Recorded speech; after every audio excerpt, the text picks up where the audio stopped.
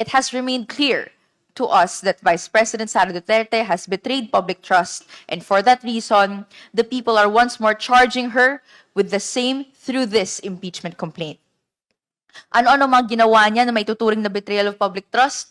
Madam Chair, tatlo po ang nakita nating mga kagagawan or 3 acts. Now, to summarize just very briefly, number 1, inabuso ni VP Sara Duterte ang kabuoang halaga ng 612.5 million pesos of confidential funds sa OVP at sa Department of Education mula noong 2022 hanggang 2023. Breaking it down, that's 125 million pesos in 11 days back in December of 2022, and another 375 million pesos in the OVP and 112.5 million pesos in the Department of Education in 2023. Hindi pa rin nasasagot hanggang ngayon kung paano ginastos ang pondong ito, na kahit confidential in nature ay questionable o kaduda-duda pa rin sa pamantayan ng gobyerno.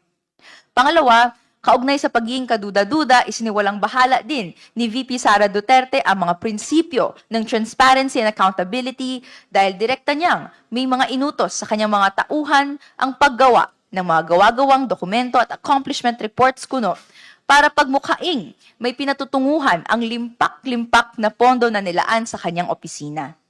Dito natin natimbog ang mga katulad ni Mary Grace Piatos at iba pang peking pangalan na tumanggap umano ng confidential funds.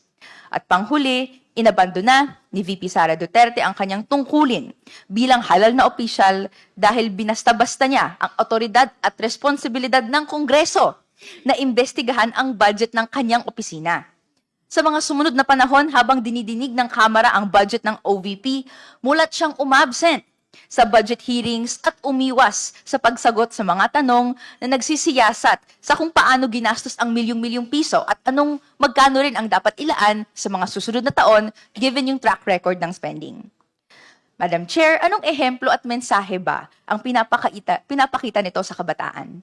Na ang pondo na dapat napupunta sa edukasyon, sa pagde-develop ng kabataan, ay nilustay ng dapat namumuno nito?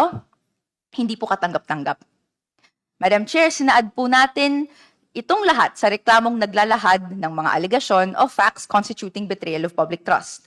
Ang complainants ay sumumpa din na nakabase sa personal knowledge or authentic records ang mga nilalaman ng reklamo. Sufficient in form and substance therefore ang reklamo, kaya wala pong rason kung bakit hindi dapat ito tumuloy-tuloy sa hearing proper. Higit pa sa mga technical na kahingian, matagal nang hinahanap ng taong bayan ang pananugutan ni VP Sara Duterte sa kanyang mga ginawa na nakadetalye sa mga reklamong nakahain laban sa kanya ngayon. Malinaw ang panawagan ng taong bayan. No? Ituloy ang proseso ng impeachment hanggang sa tuluyan siyang mapanagot.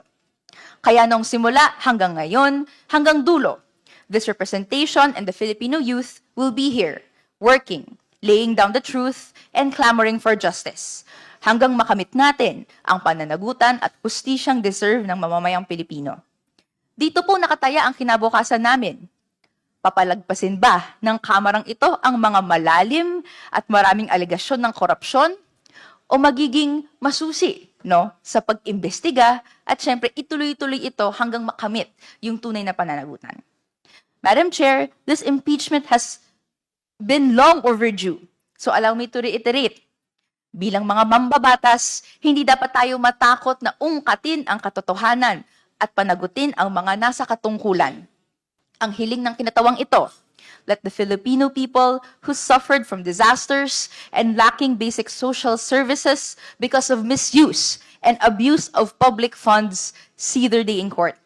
Let the Filipino people repose their trust in a public office that deserves it and does not betray it. It is no surprise that the following call has saturated the streets nationwide in the past weeks. Marcos Duterte, walang pinag-iba, parehong kurakot, pahirap sa masa. And so we, the Filipino youth, echo the call of the people. Lahat ng kurakot, dapat managot mula sa baba hanggang sa tuktok.